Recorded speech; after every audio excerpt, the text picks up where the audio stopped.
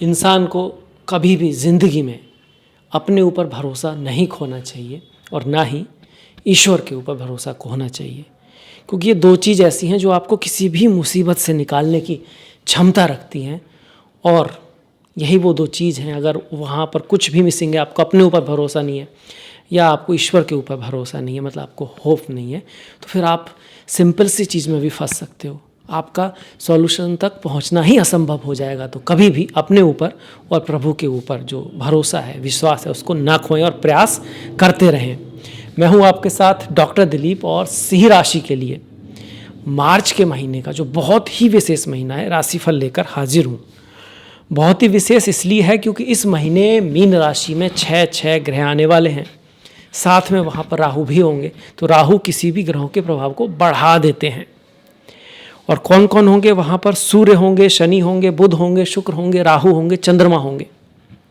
तो बहुत ही विशेष महीना, बहुत ही आप ये कह सकते हो कि सदी का सबसे बड़ा चेंज भी अगर इसे कहें तो अतिशयोक्ति नहीं है। एक नए समय की शुरुआत हो रही है, पर ये नए समय की शुरुआत दुनिया के लिए तो काफ़ी ऐतिहासिक घटनाएं लेके आ रही है और आएगी, क्योंकि स्लोली प्रवर्तन जो है ना उस रास्ते में चल पड़े हैं। चाहे वो आपका रशिया यूक्रेन हो, गाजा इज़राइल हो, या फिर अभी जो बातें हो रही हैं, सडन बातें हो रही हैं। कुंभ का मेला 12वीं राशि है, त्र्यंबकेश्वर महादेव जो है ना वो 12वीं राशि है, संगम भी 12वीं राशि होती है, तो वहाँ पे हमारा संगम है।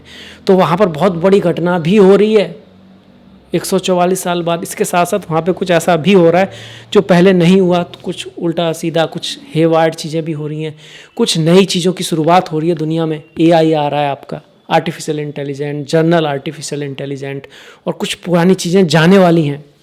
दुनिया में भी वर्ल्ड ऑर्डर बदल रहा है, यूरोप, अमेरिका, रशिया, और बहुत कुछ बदलने वाला है, आप देखेंगे गारंटी के साथ। आपकी लाइफ में क्या लेकर आएगा, सिर्फ अगर मार्च के महीने की बात करें तो ये सारे ग्रह तो एक ही राशि में आ गए आपके 6ठे भाव में। इनमें से जो शनि है वो अष्टम भाव में आ गए। कौन से भाव में आ गए? अष्टम भाव में, 8वें भाव में। इसमें से शनि जो है महीने के अंत में अष्टम में जाएंगे, मीन राशि में 29 तारीख को, और जो सूर्य हैं वो सप्तम से अष्टम में जो है 15 तारीख को चले जाएंगे आपके। वहीं गुरु की बात करें तो दशम में, और मंगल एकादश में आपके रहेंगे। केतु जो है द्वितीय भाव में, राहु, शुक्र, बुध ये सब अष्टम में हैं ही। तो ये ग्रहों की स्थिति भी आ गई। अब रिजल्ट की बात करें तो कई सारी चीज़ें हैं जो अलग हो रही हैं। एक तो है मंगल का भाग्य के स्वामी का होकर, योग कारक ग्रह होकर एकादश भाव में होना। तो ये आपके लिए बेनिफिट है, सिर्फ सिंह राशि के लिए, कि आपका जो योग कारक ग्रह है वो लाभ भाव में है। इसका अर्थ ये हुआ कि अगर आपकी मंगल की दशा, महादशा, अंतरदशा है, किसी भी तरह से मंगल जहाँ पर हैं, यहाँ पर इससे त्रिकोण में आपके कुछ अच्छे ग्रह हैं, तो आपका लाभ हो सकता है, पैसे का लाभ हो सकता है, कोई इच्छा पूर्ति हो सकती है, आपको किसी बड़े का, अपने से बड़े का, से कोई सीनियर है, गुरु है, टीचर है, अपने से बड़ा है, या फिर बहुत सारे लोगों का सपोर्ट मिल सकता है। इसकी संभावना कौन बना रहा है? मंगल बना रहे हैं इस महीने। और मंगल की चीज़ों से लाभ होने की संभावना है। जैसे मंगल की चीज़ होती है घर, भूमि, रियल एस्टेट, ज़मीन, लोहे से संबंधित कोई काम, इंस्ट्रूमेंट, अग्नि, इन सब से संबंधित आपका कोई काम है, तब भी आपके लिए लाभ होने की संभावना यहाँ पे मंगल बना के बैठे हैं। वैसे भी एकादश भाव में मंगल का गोचर अच्छा होता है, पर बुध की राशि में तो वाणी को थोड़ा मधुर रखना है आपको। इसके साथ साथ कहने को तो ये शनि की ढैया की शुरुआत होगी महीने के अंत में, इसकी बात करेंगे हम। पूरे महीने तो शनि सप्तम में ही रहने वाले हैं। जब शनि सप्तम में होते हैं तो इसको अच्छा माना जाता है। मेहनत बहुत कराते हैं पर रिजल्ट भी देते हैं। आपको चीज़ों को डिले नहीं करना होता है, देर से नहीं करना होता है, क्योंकि शनि का प्रभाव आपके राशि पर ही चल रहा है। तो पिछले 2.5 साल से चीज़ें अगर डिले हो रही हैं, आपने भी डिले की हैं, और जब आपने कोशिश की है तो खुद भी डिले हो गई हैं, तो वो शनि के सप्तम की वजह से हो रहा है। पर यहाँ पर कुछ लोगों के घर, गाड़ी, भूमि, वाहन, जमीन से संबंधित या तो प्रयास रहे हैं या कुछ ना कुछ घटनाएं हुई हैं, शुभ या शुभ होने के चांस थोड़े ज़्यादा होते हैं जब शनि कुंडली में शुभ हों और चंद्रमा भी अच्छे हों। अगर चंद्रमा पीड़ित हैं तो यही शनि फिर नेगेटिव रिजल्ट देने लगते हैं। अब शनि का ये तो परिवर्तन चल ही रहा था, भाग्य में कुछ यात्राएं, ट्रैवल, भाग दौड़, ये सब, जमीन से संबंधित कुछ काम, स्वास्थ्य के मामले में। अब शनि चले जाएंगे अष्टम में, इसको बोलते हैं ढैया।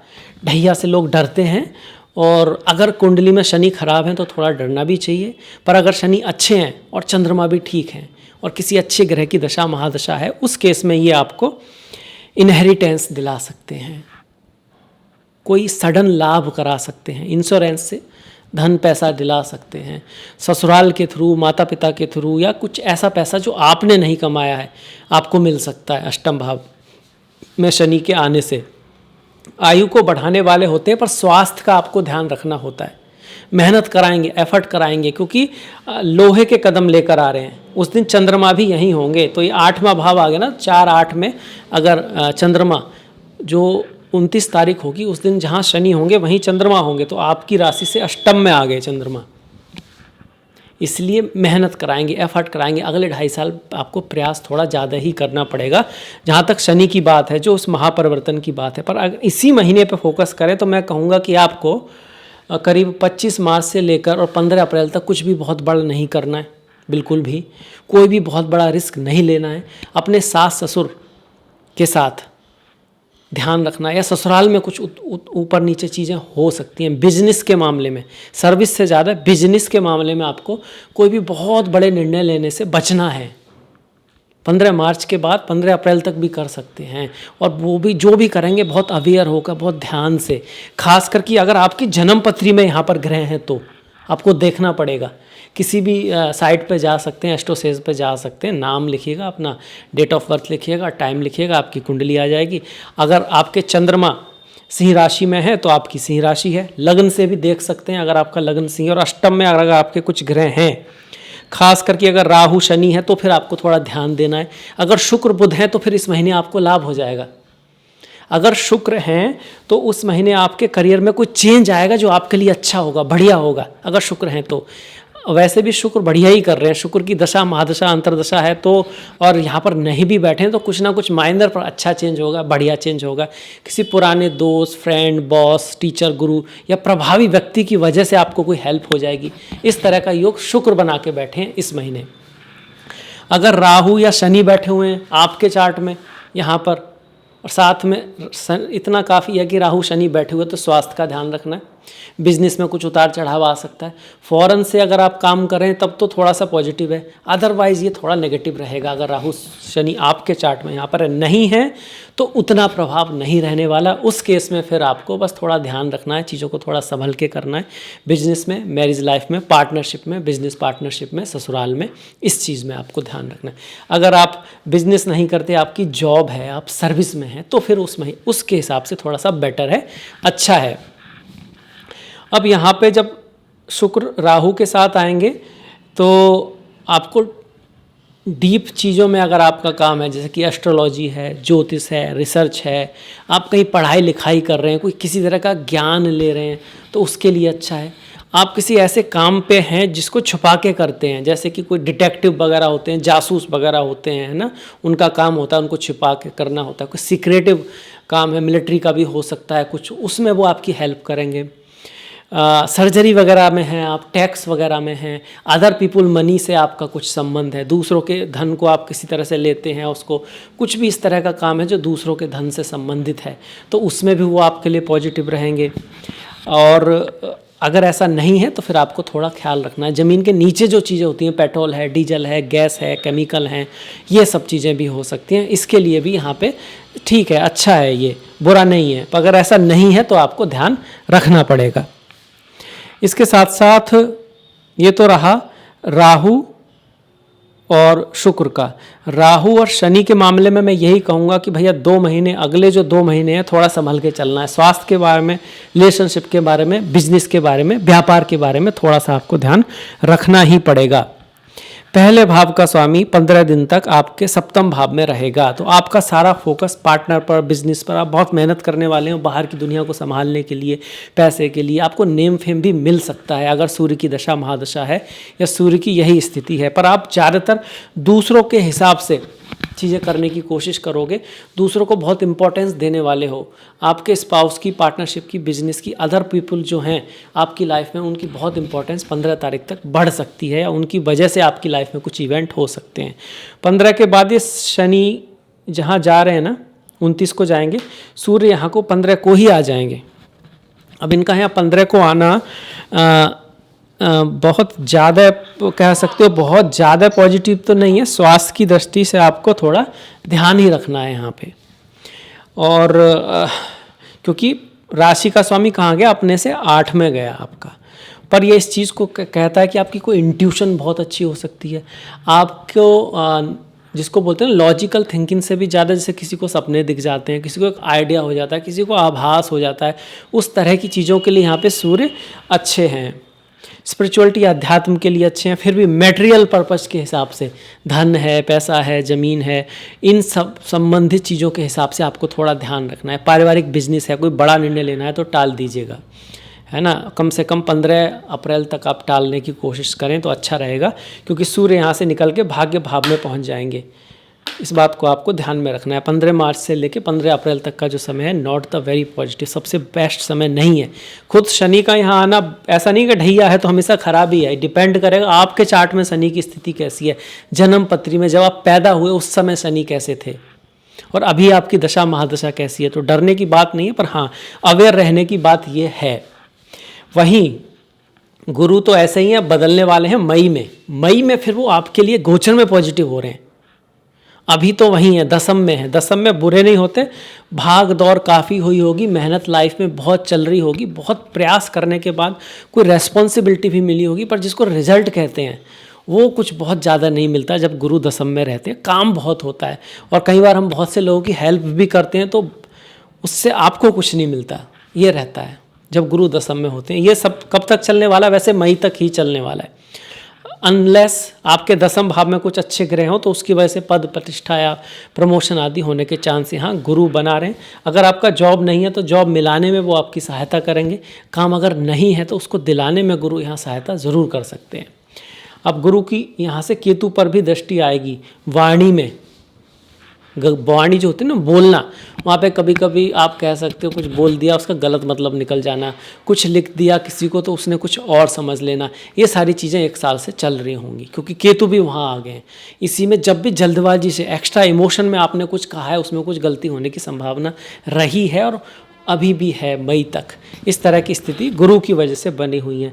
रोग ऋण शत्रु, स्वास्थ्य का ध्यान रखना है। रोग ऋण शत्रु में वृद्धि हो सकती है, हुई होगी, और ऐसे में आपको जो प्रॉब्लम का सॉल्यूशन निकालना है वो ज्ञान से निकालना है, दूरदृष्टि से निकालना है, लड़ाई झगड़े में नहीं पड़ना है। यही संदेश देते हुए हमें गुरुदेव बृहस्पति दिखते हैं आपके दसम भाव में।